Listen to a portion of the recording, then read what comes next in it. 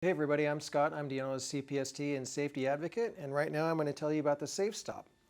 The Safe Stop is a load limiting device that comes with every Diono convertible car seat, and you want to use it for forward-facing kids who weigh less than 40 pounds. So it's easy to attach to the harness. You just take this loop here on the end, and you want to attach it to this metal part on the adjuster strap. And it just slides on, and you want to make sure that it's on the inside of this little hook right here so that it doesn't come off.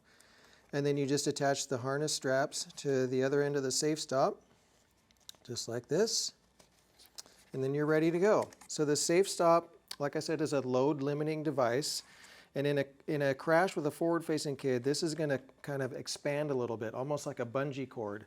And what that does is that increases what we call ride down, which is the amount of time that a child is moving forward in a crash.